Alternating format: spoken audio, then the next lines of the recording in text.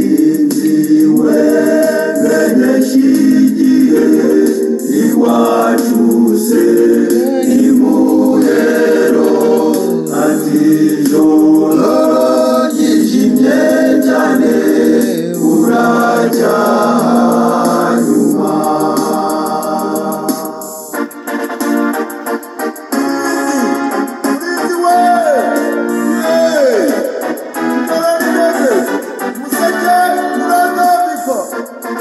Ijoro rirakuze ririjimye cyane ariko ugomba kuzacya.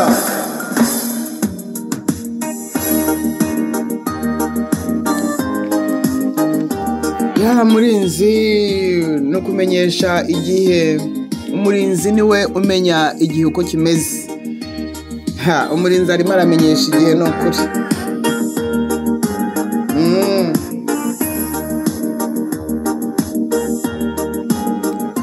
Nyamuneka abafite amatwi nimwumve icyo umwuka abwira abo ngabo bose bategereje kugaruka k'umwami wacu Mesiya Yesu Kristo. Ni ngombwa ko tuburirwa. Abarinzi nitumenyesha igihe. Ijoro ririjimye cyane rigiye kongera kwijima cyane ariko buzacya.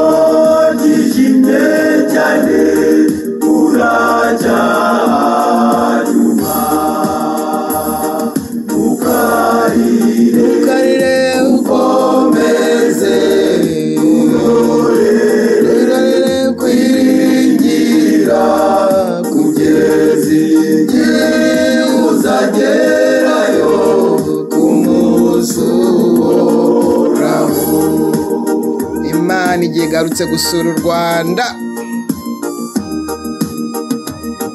Murwanyi w'icyo mbwira nawe asubiza itonza ati dore urugamba ruzashira umwami ntambara.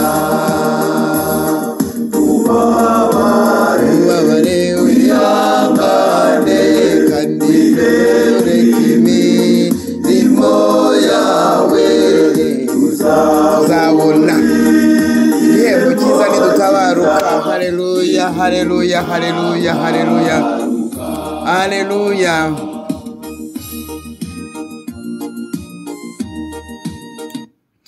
Umwami Yesu Kristo Mesiya Yeshua Hamashiya wadupfiye ku musaraba hanyuma agahambwa akazuka ku munsi wa gatatu.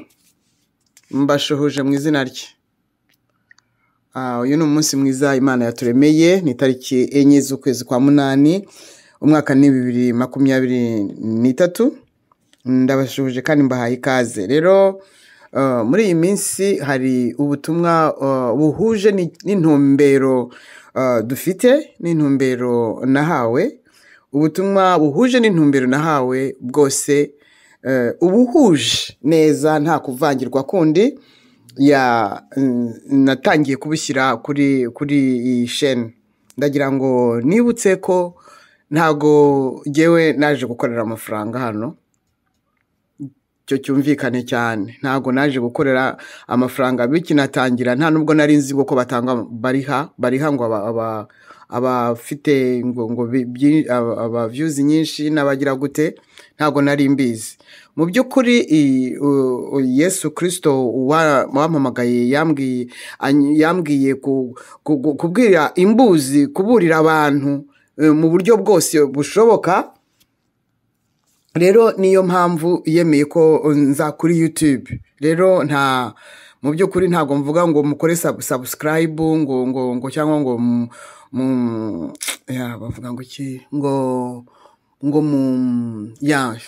oya simbizi yego hakora subscribe wumva abishaka wumva hari ukundi ntabwo ari ukugira ngo ngewe ncuruzi ntabwo Yesu arantunze arampagije mu by'ukuri mu buryo bwose inzira ze zirenga 1000 rero ari nayo mpamvu benshi mu baje hano bashaka inyungu hanyuma ntibemere ngo bacuruze ku mugaragaro ahubwo bagacuruza izina rya Yesu mu izina ry'ubutumwa bwiza no kuri imva ibihano byabo byabagezeho byarangije kubageraho yewe muntu waje kuri YouTube uri bwumva aya magambo waje kuri YouTube urimo gushyira imbere izina rya Yesu urimo gushyira imbere ubutumwa bwiza urimo gushyira imbere kuburira abantu hanyuma ukabyitwikira ukavangamo ibindi ukajya uvuga ibindi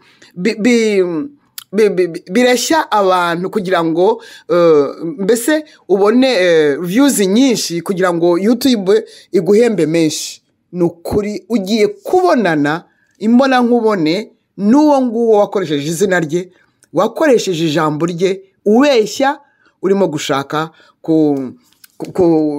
inyungu zawe rero ntabwo nagira ngo nsobanure iki kintu rwose bibe clear ko ntabwo ngewe naje kuri YouTube nje gushaka amafaranga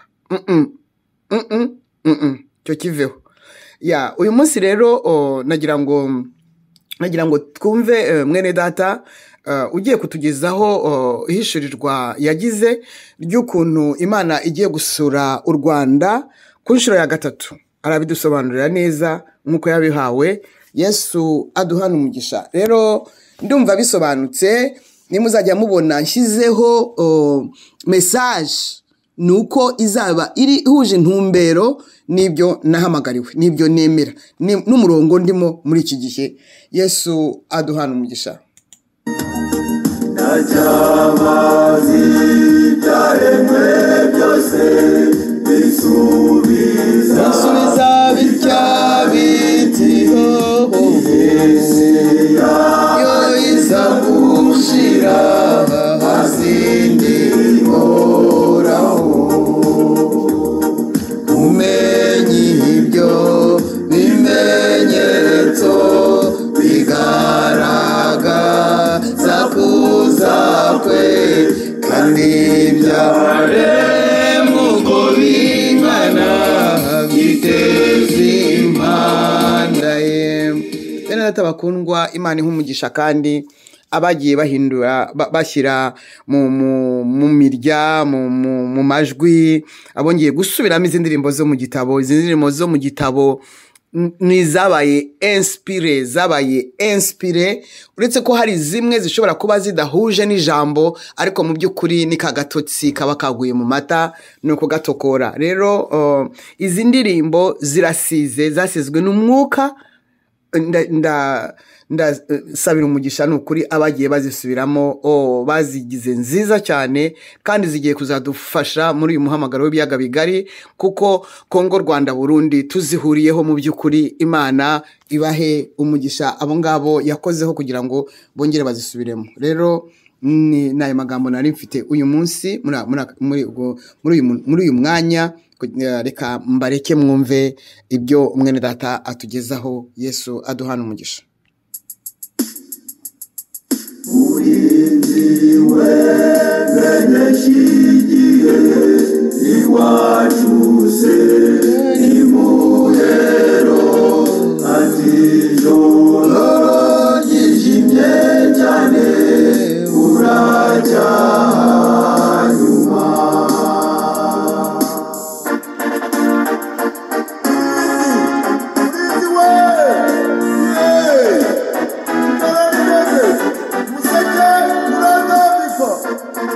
ijoro rirakuze ririjimye cyane Mana data mu izina rya Yesu turagushimye Amen. wongeye kutugenera uyu mwanya kugira ngo twongereye kugirirwa ubuntu nawe bwo kuvuga ijambo ryawe no gutangaza ubutumwa bwiza bw'ubwami bwo mu ijuru kugira ngo bukize imitima ya benshi. Amen. Turaguhamagaye rero Yesu ngo uyu mwanya uzubane natwe kandi ubutumwa bugiye gutambuka bushyikirwe n'imbaraga z'umwuka wera.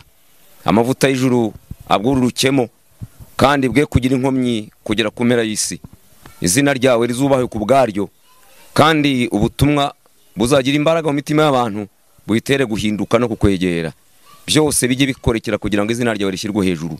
Urakoze Data, turagushimye kugiye kubuherekeresha ukuboko kwiza kandi bukagira impinduka, abantu bakaza biguhimbariza. Mu izina rya Yesu no tubisabye, amen. Kadutangire dusoma ijambo ry'Imana ngo tumaze gusenga. Yego.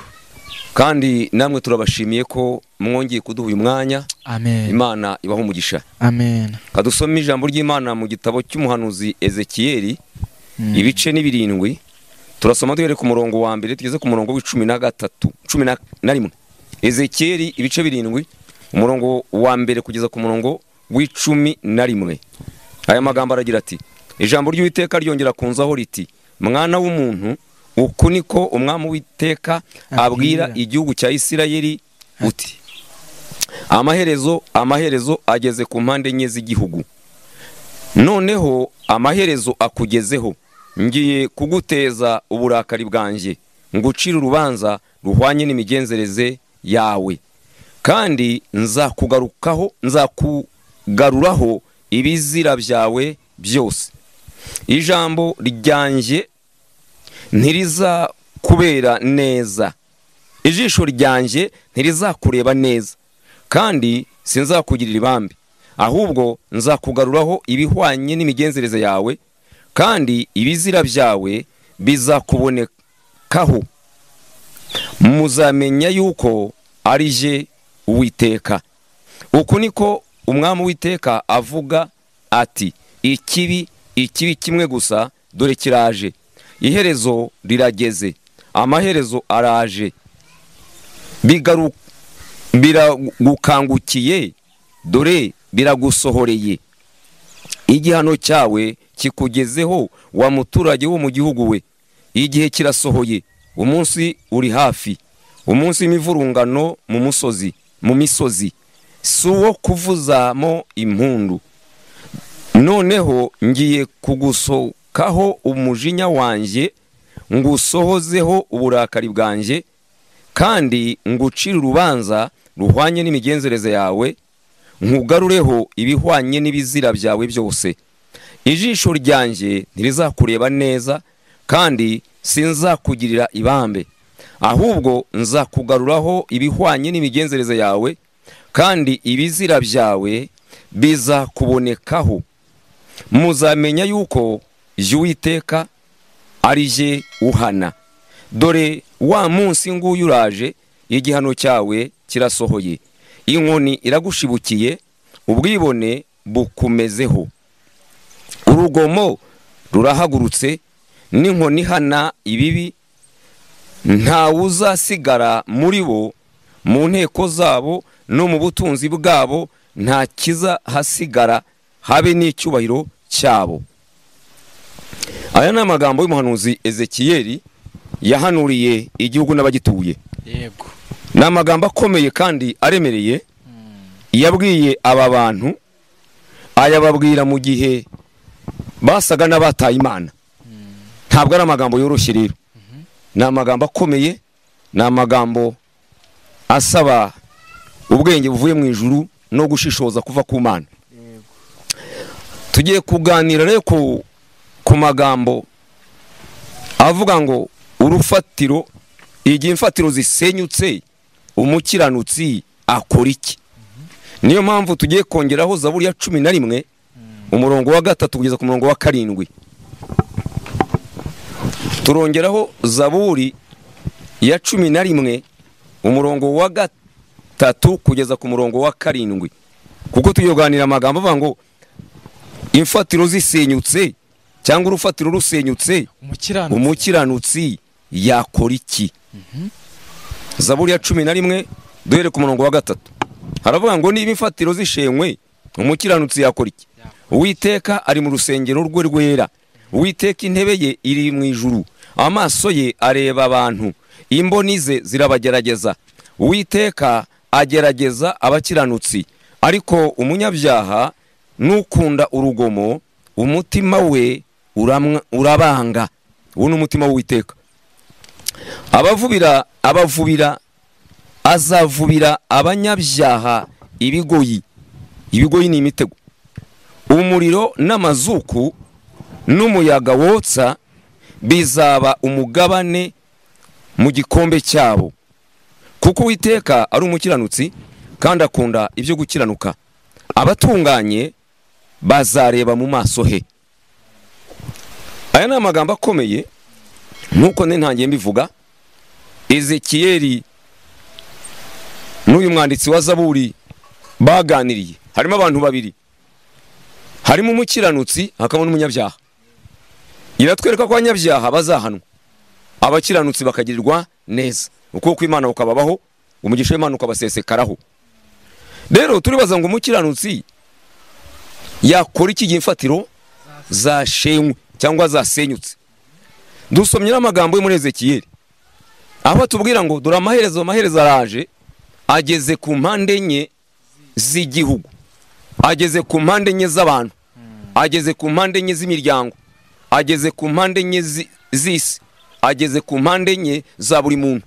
Impande enye nuvuga ngo hari uburasirazuba, hari uburengerazuba, hari amajyepfo, hari n'amajyaruguru. Izo ni impande enye umuntu ashobora guterwa umwanzi aturutsemo, abaye mugose impande zose. Ntaba gifite ubwinyagamburiro, ntaba gifite aho ashobora guhungira, ntaba gifite aho ashobora guca, ntaba afite aho ashobora kubona icyuho ngo ahunge umwanzi, kuko impande zose yagoswe. Iki ni ikibazo gikomeye rero. Aba ni Abisirayeli, Imana irababurira, ituma abahanuzi kugira ngo bagaruke bave mu bibi byabo, bagarukire Imana.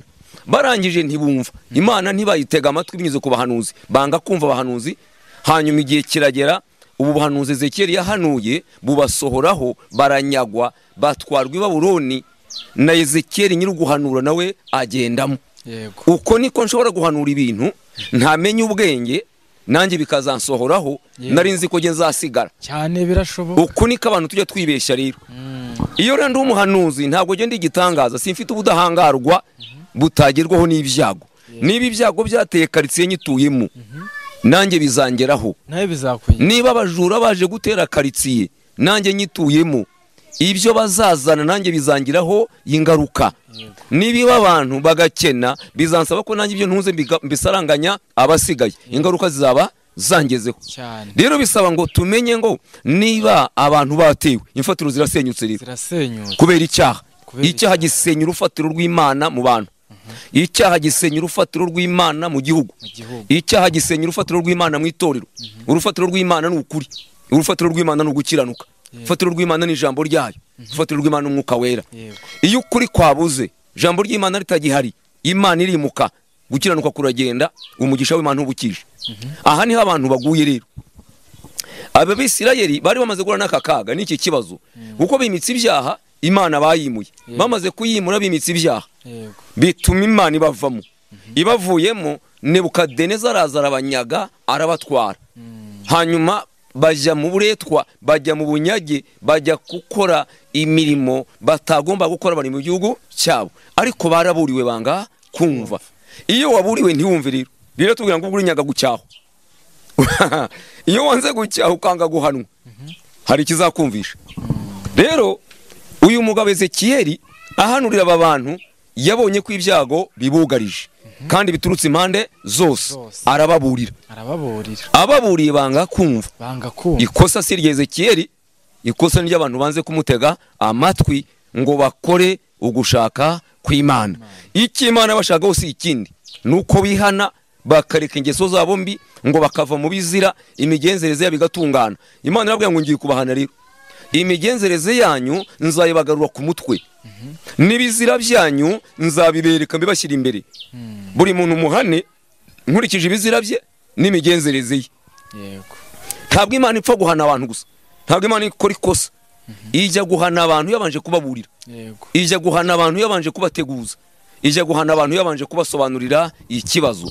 Dufite ikibazo rero muri iyi minsi cy'abahanuzi benshi barimo bahanura, kandi ni byiza, turanabikunda, yaba twanabagiraga ko bafite kumenya kuvuye mu ijuru, bafite umwuka w'Imana ubayobora ukabasobanurira. None ubuhanuzi dufite muri iyi minsi burimo burabwira abantu ngo nibasenge cyane, basenge cyane. None turibaza ngo se abantu kuva 1995 kugeza magingo aya, abantu bigeze bakura mu ruge, barasenga amanywa, barasenga ijoro, barasenga igitondo, barasenga ikigoroba, bari mu mazi, bari mu buvumo, bari mu butayu, bari hirya no hino, ntabwo bigeze bacogora, ndetse abenshi bifu byarapfutse, abandi inkweto zabashiriyeho cyane. ariko wajya kwitegereza ugasanga ibibazo ntibyigeze bikemuka. Ese aya masengesho y'aba bantu n'ubuhanuzi bahanurirayo ntibufite ikibazo? Ufite ikibazo. Aha hari ikibazo gikomeye. Niba umukiranutsi rero wa muhanuzi uhanura nawe yabuze igisubizo, urufatiro rwamaze gusenyuka. Niba umutambyi mu rusengero mu itorero yabuze igisubizo, iyo tugiye kwitegereza mu rusengero turimo niho twakaboneye gutabarwa kw'Imana. Muri Yesu tuhakura amahoro, twakiriye agakiza. Mu rusengero tuhakura umugisha, kuko niho batambyi batwaturaho umugisha. None amahoro ava mu gakiza ntayo, n'umugisha uva mu rusengero ntawo. Aha hantu n'urwango ifatiro zakoze iki? Zarasenyutse. Icyazanye Yesu ni ugutanga amahoro, nyuma y'amahoro agaha abantu be umugisha, abantu bakagubwa neza. None amahoro ntayo, n'umugisha ntawo, ahubwo dusezeranya ko igiye gukubita abantu inkoni ibahoye ibizira byabo n'imigenzereze yabo, kandi ngo izahana umuntu bimugaruye ku mutwe, bivanga izamuha ibihamya by'ibigiye kumuhura. Rero icyo abahanuzi bagakanguriye abantu muri iki gihe, icyo ababwiriza bagakanguriye abantu, icyo abigisha bakabigishije, ntabwo ari ugusenga cyane, ahubwo ni ukwihana neza. Icyabuze mu bantu ni ukwihana neza. Ntabwo habuze ubuhanuzi, ntabwo habuze ijambo ry'Imana rivugwa, ntabwo amasengesho yabuze ni menshi, ahubwo amasengesho hari icyabura, arabura kwihana neza. Ejo hari umuntu wigeze atuganiriza aratubwira ngo buriya guhanura ni ikindi n'ubwenge ni ikindi. Urakoze cyane. Ayo ni amagambo biratandukana. Iyo dusomye Abaefeso igice cya 17 haratubwira ngo nimusabe Data wa twese wo mu ijuru, se umwami wacu Yesu Kristo, ngo aduhe umwuka w'ubwenge no guhishurirwa. Iyo ubwenge budahari n'ibyo wahishuriwe bigupfira ubusa. Ushobora guhura n'ibibazo kandi Imana yavuze, ugahura n'ibyago Imana yabiguhishuriye, ugahura n'ingorane Imana yari yatanze igisubizo. Kubera ko utamenya ubwenge bwo kubyaza umusaruro cya gisubizo yaguhaye, ibyago bikakuzaho cyane. Rero aya magambo dusomye umugabo Ezekiyeli tuyasanzemo ibintu nka bibiri bikomeye. Nuvuga ngo ikintu cya mbere aravuga ngo harimo abanyabyaha, harimo abanyabyaha bagomba guhanwa, bagombaga guhanwa. Imana ikagarura imigenzereze yabo ku mutwe. Ntabwo ari Imana ihana umuntu, Imana ikugarura bya bizira byawe ubwabyo nibyo biguhana. Cyaha wakoze nicyo kigucira urubanza, kikaguha igihano. Yego.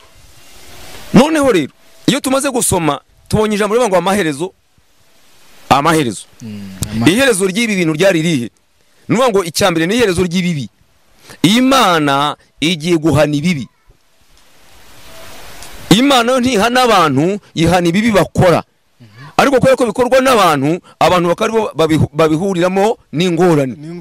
Ariko Imana ihana ikibi ntihana umuntu. Iyo ikubise ikibi kubera ko kiri mu muntu, umuntu ni wihuriramo n'ibibazo. Rero muri iyi minsi Imana irimo yateguza abantu kwishaka guhana ikibi, abandi bagatega amatwi hanyuma bagasaba ibitakwiye gusabwa. Ariko bagombye gusaba iki rero? Bagombye gusaba ubwenge. Ubwenge bukabafasha gushyira ubushake bw'Imana mu bikorwa. Ubushake bw'Imana nubuhe ku bantu? Nukugira ngo abantu bave mu migenzereze yabo mibi, bareke ibyaha. Iyo rero abantu baba mu byaha, Imana ihana icyaha. Iyo ihannye icyaha jewe ugikora, ni jewe uhura n'ibibazo. Hani bweze Ezekiyeli ngo iherezo ry'ibibi rirageze, ngiye guhana ikibi.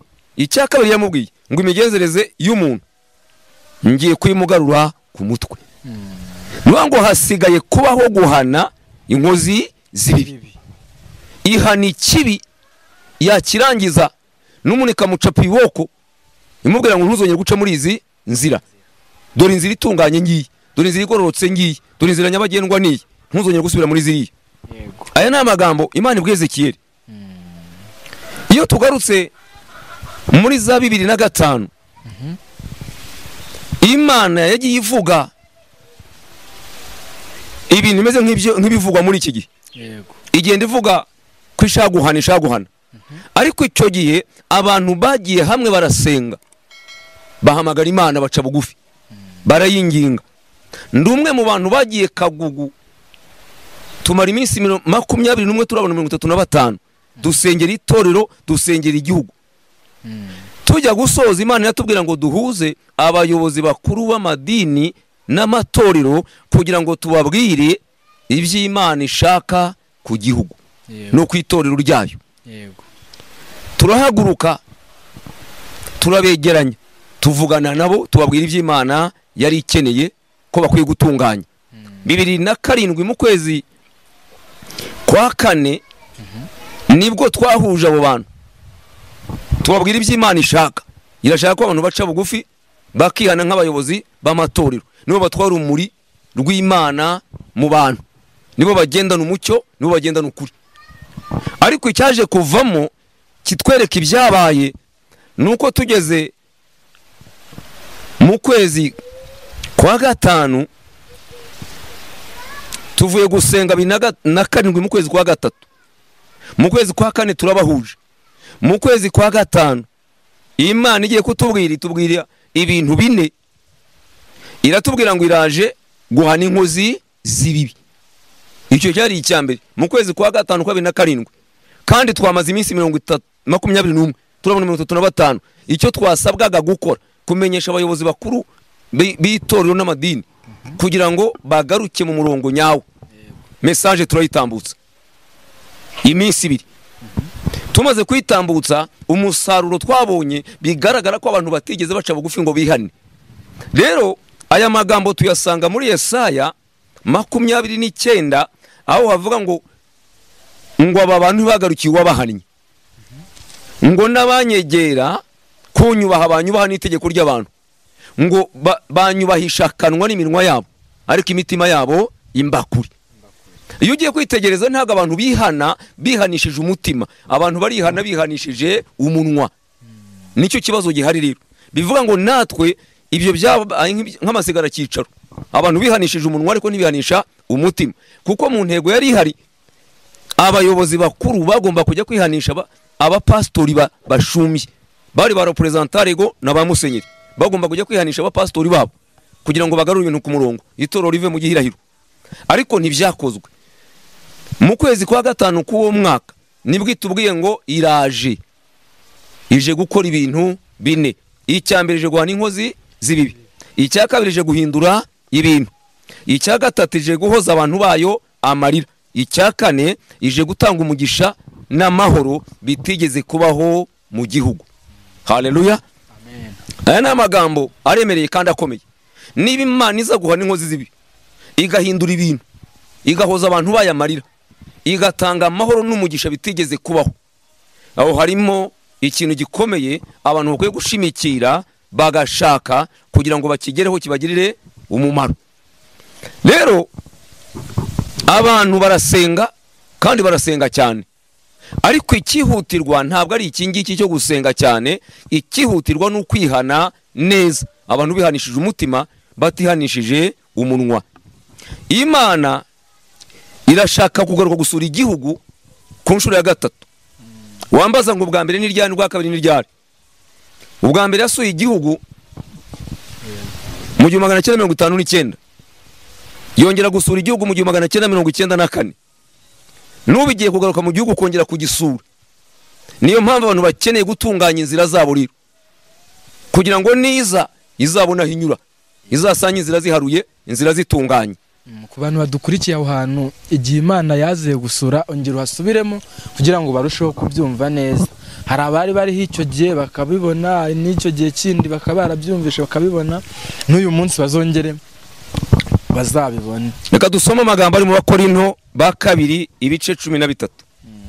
Haratubwira neza iby'iyo magambo mvuze. Abakorinto ba 2 ibice 13 uhereye ku murongo wa mbere n'umurongo wa mbere n'uwa kabiri. Haratubwira aya magambo.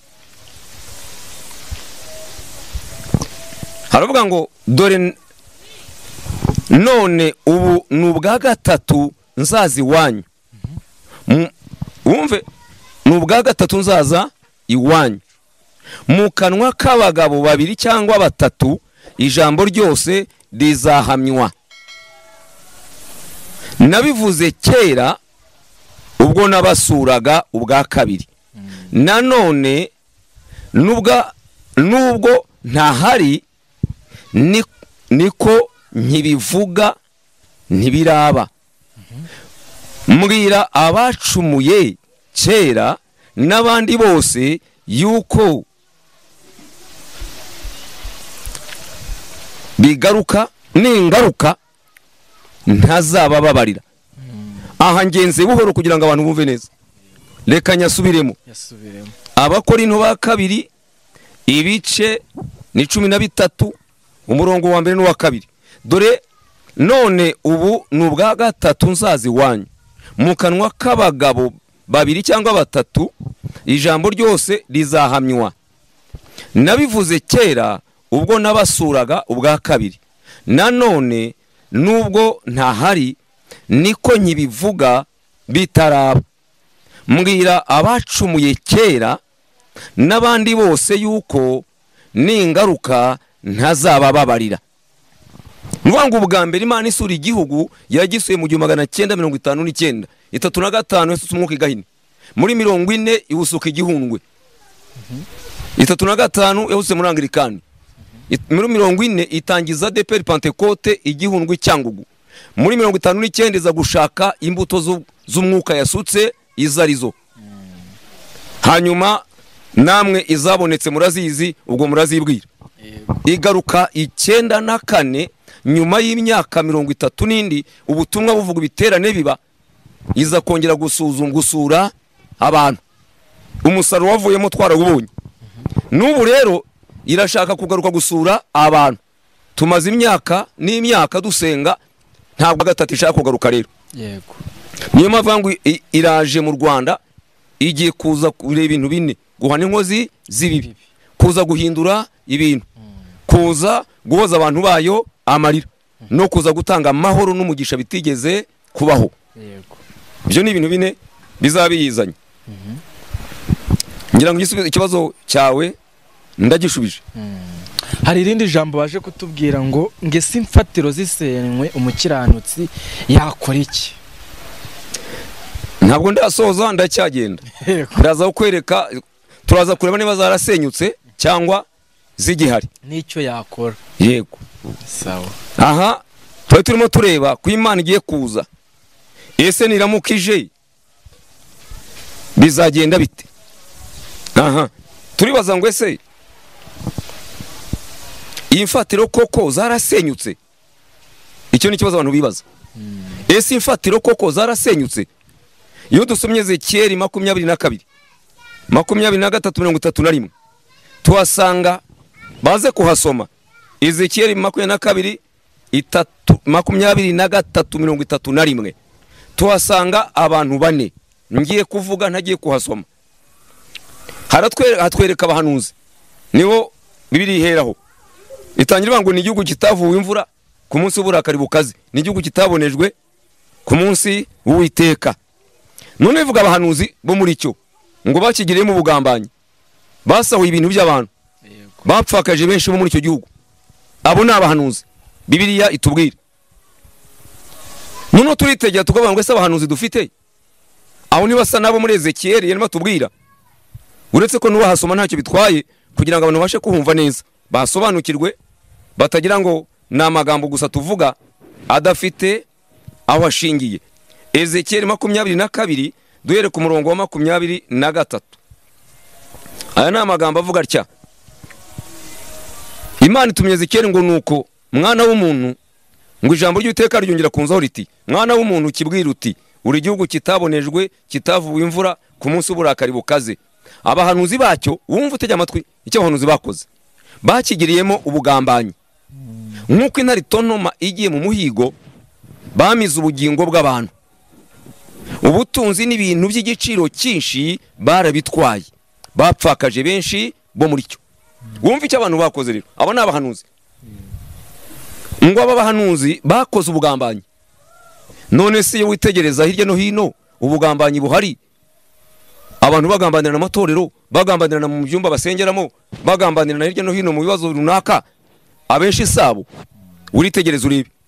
Hanyuma haratwereka ngo nuko intare itontoma igiye mu muhigo, ngo nabo niko babigenza. Iyo barimo bafite ibyo baka, barimo bafite ibyo bashaka kwamura abantu, babakanga babazana n'iterabwoba ko Imana ibica ko Imana ibarimbura nibadakora ibyo bashaka ko babakorera. Aratontoma umuntu akagira ubwoba akamukanyisha ko Imana imurimbura, kandi Imana ni nyembabazi, ikigambiriye nuko yihana ikamubabarira. Ntabwo Imana ishaka ko abantu bayo bapfa. Hanyuma aravuga ngo bamize ubugingo bw'abantu. Ubugingo bw'abantu babumize bate? Niba uteretse umuntu ukuri, ubundi icyo umuhanuzi Imana imuhagurukiza ni iki? Reka nsobanure ijambo umuhanuzi. Umuhanuzi ni umuntu ugendana ukuri kw'Imana ku mutima, agendana ukuri kw'Imana mu kanwa ke. Nuvuga ngo atunze ukuri kw'Imana mu mutima akakugendana mu kanwa ke. Ni wa muntu uzereka abantu ukuri kuko niwe ugufite, niwe uvugana n'Imana, niwe usabana nayo, niwe Imana yashimye kunyuramo nk'umuyoboro wayo uzagezaho abantu ibyayo. Niba ari we rero ugendana ukuri kw'Imana, hanyuma ba bantu ntabereke ukuri akabanyuza mu zindi nzira kuko akeneye inyungu ze, uwo muntu ubugingo bw'abantu yarabumize. Nuvuga ngo abantu bagombye gukizwa, bagombye kwihana kugira ngo babone ubugingo. None ntibihannye baratanga ibintu, bakateranya gukizwa no gutanga ibintu. Iyo mubwiye ngo zana ibingibi Imana irakugirira itya, we azana ibintu ariko ibyaha byakabisigarana. Hanyuma nuvuga ngo Imana yo ntikeneye ibintu by'umuntu, yikeneye ubugingo bwe. Yesu yapfiriye ubugingo bw'abantu, ntiyapfiriye amafaranga yabo. Yapfiriye ubugingo bw'abantu, ntiyapfiriye amamodoka yabo. Yapfiriye ubugingo bw'abantu, ntiyapfiriye bya bindi abantu twebwe tureba dushaka nk'abantu mu isi. Noneho rero niba umuhanuzi atazanye uko kuri ngo akubwire abantu, ba bantu bihane bahindukire, ibibi byabo biveho, imigenzereze yabo Imana yibababarire, icyo gihe nuvuga ngo ubugingo bw'abantu yamaze kubumira. Aha rero harasoza tubwira ngo bapfakaje benshi bo muri cyo. Babapfakaje bate? Nuvuga ngo Imana iratubwira ngo niyo mugabo watwirongoreye, niyo mugabo wacu Yesu n'umukwe yaradukuye ku musaraba. Niba rero tuterekanye ukuri nk'abahanuzi, abantu b'Imana bakarindagira, ubugingo bwabo bugapfa, nuvuga ngo icyo gihe babantu twabatandukanije n'Imana bapfakaye. Ntibagifite umugabo bagomba gutura ibibazo, ntibagifite umugabo kandi bari barakowe. Aha niho abantu rero bahurira n'ibibazo. Umuhanuzi rero n'umuntu ugendana ukuri kw'Imana mu kanwa ke, aragutunze mu mutima, arakugendana mu kanwa. Niwe uburira abantu kugira ngo ibibi byo babisohokemo, Imana ibahe umugisha yo kubazanira ibibazo, he kubona ibyago. Aba ni abahanuzi. Iyo tugeze ku gice hano tubonye abahanuzi, hanyuma 26 ngo abatambyi bo muri cyo, abatambyi bacyo bisha amategeko yanjye ku rugomo, baziruye ibintu byanjye byera, ntibashyize itandukaniro hagati y'ibyera n'ibitejejwe, ntibamenyesheje abantu gutandukanya ibyanduye n'ibitanduye, kandi n'amasabato yanjye barayirengagije, maze nsuzugurirwa muri bo. Aba ni abatambyi. Umutambyi igisobanuro cye ni umuntu ugendana imbabazi z'Imana ku mutima. Iyo umuhanuzi avuze ngo akaga karaje, abantu baza biruka bati dukora iki kugira akaga katadusohoraho, akavuga ati murebe umutambyi, kuko n'ufite imbabazi z'Imana ku mutima. Umutambyi agahagarara hagati y'Imana n'abantu, akabasabira imbabazi, akongera kubunga n'Imana, akavuga ati muzane ibingibi hanyuma tusaba Imana imbabazi. Bagasana igicaniro, bakururutsa Imana kugira ngo Imana yongere kubaha imbabazi no kubareba neza. None imbabazi muri iyi minsi sinzi niba zigihari. Ese witegereje uyu muhanuzi, mu bahanuzi dufite, ukuri kw'Imana aragufite arakugendana? Icyo ni ikibazo. Ese imbabazi z'Imana kuri uyu utambyi arazifite? Abantu iyo twigiye kwitegereza mu nsengero, mu matorero turimo, izi mbabazi zirahari? Abahanuzi bafite ukuri? Ibi tubirebe. Nidusanga nta bihari rero, biratwereka ko imfatiro zamaze gusenyuka. Hakurikira hatwereka iby'ibikomangoma na rubanda. Ibyo reka ne kubijyamo. Twe turimo turareba hano abatambyi bagendana imbabazi z'Imana, abahanuzi bagendana ukuri. Noneho rero dufite ikibazo gikomeye iyo tugiye kwitegereza kugira umenye ko imbabazi zihari mu batambyi. Iyo mu itorero bakiriye umuryango nterankunga, reka ntangira urugero wenda nka Compassion, iyo niyo gufasha imfubyi n'abapfakazi, iyo niyo gufasha ba bantu batoya badafite amikoro. Ese iyo yahageze abantu bongera kuhabona Imana? Ese bya bintu bari bageneye ba bantu barabibona koko? Aho no tumenyere ko imbabazi z'Imana zihari cyangwa nta zihari. Nivuga ngo itorero niryo ryagombye gukora umurimo wo kwihanisha Imana nitwe yashyizeho nk'itorero kugira ngo twunge abantu nayo, twongere tubunge n'abandi. Leta yashyizeho gacaca yagombye gushyirwaho n'itorero, nibyo byagomba kunga abantu rikabihanisha rikabunga. Hanyuma izanwa na leta. Iyi miryango ifasha imfubyi igafasha abapfakazi yashyizweho na leta, yagombye kuba yashyizweho n'itorero ngo idini ryiza Imana yemera niryita ku mfubyi n'abapfakazi rikitandukanya n'isi, imibabaro yabo rikayimenya. None iyo twitegereza niko bimeze. Dushobora gusanga ifatiro rero zarakoze iki? Zarasenyutse. Niba zarasenyutse rero umukiranutsi yakora iki? Ese koko zarasenyutse? Simbizi, ariko twitegereze turebe niba abahanuzi bacu bameze nk'ukwezi kera bavuga. Noneho dukurikije ibyo tubonye rero turabona ko imfatiro zamaze gusenyuka. Ni imfatiro zarasenyutse rero. Niba abahanuzi batagira ukuri kw'Imana mu kanwa kabo, batagufite mu mutima, niba batambye batakigendana imbabazi z'Imana ku mutima ngo bahagarare hagati y'Imana n'abantu babunge, biragaragara ko imfatiro zasenyutse. Ni imfatiro zasenyutse, twagombye gukora iki? Hagombye kubaho kwihana nk'uko Nininewe. Haleluya! Kwihana nk'uko Nininewe. Iyo dusomye ibice bitatu bya Yona tuhabona uko Nininewe bihannye. Yona yarahazengurutse arababurira, arababwira ngo mu minsi 40 nibatihana bararimbuka.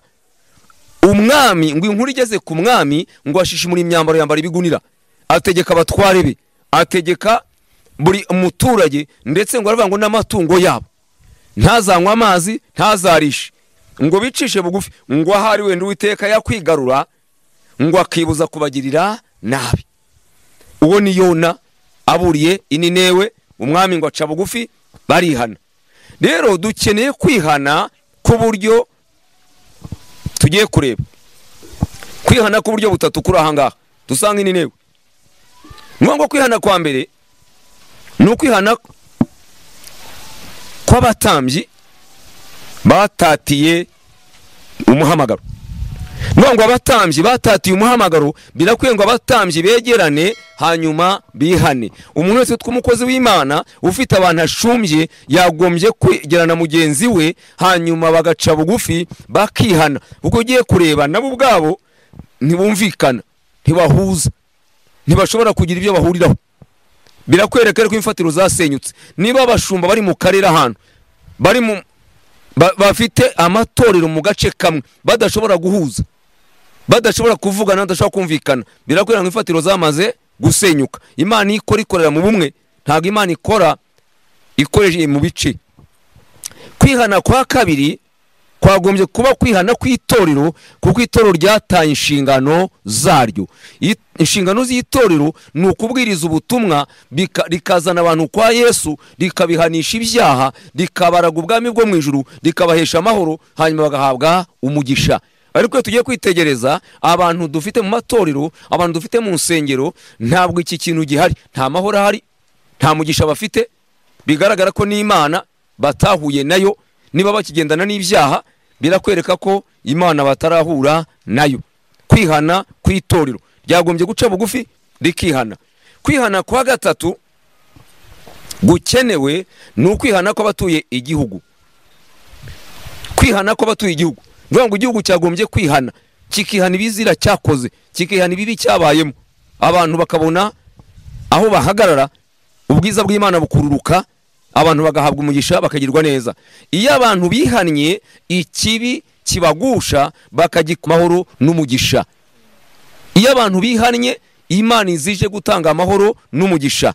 Icyo ni icyambere. Icya kabiri, iyo abantu bihannye Imana imanuka ije gusabana n'abantu bayo no kubahoza amarira. Rero iyo twitegereje turabona ko imfatiro zamaze gusenyuka. Ubwo imfatiro zasenyutse, abakiranutsi rero bakwiye gukora iki rero? Dukwiye kwihana neza, ntabwo dukwiye gusenga cyane. Kwihana niko gukenewe kugira ngo ikibi Imana ishaka guhanira abantu tugikureho. Ndagira ngo nsoze nsaba abantu ko dukwiye guca bugufi, tukabanza tukisuzuma, hanyuma tugasaba Imana imbabazi. Yego. Niba utarakizwa wowe unkurikira, utarakira Yesu umwami n'umukiza w'ubugingo bwawe, ndagira ngo mbanze ngufashe wakire Yesu, usubiremo aya magambo. Hanyuma abaguye n'abasubiye inyuma n'abacitse intege nabo mu kanya turaje tubasengere kugira ngo nabo Imana yongere basubizemo imbaraga.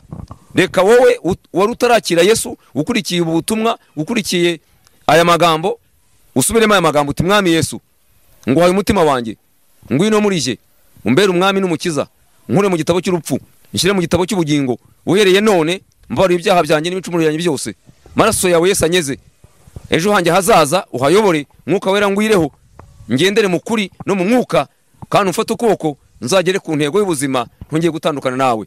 Urakoze Yesu. Abasubiye inyuma, abacogoye, abacitse intege, abaguye, namwe reka tubasengere kugira ngo Imana yongere kubakangura no kubahagurutsa, ibintu byongere gusubira murongo mwiza. Mana turagushimye ko bw'ubutumwa ushimye ko dutambutsa uyu munsi.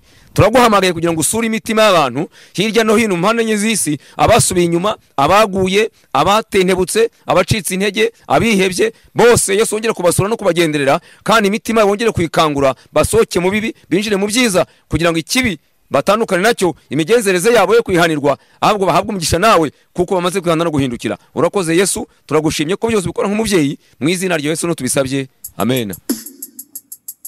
Urinziwe benyeshigiye iwacuse imuhero ati joro ryijimye cyane urajya nyuma.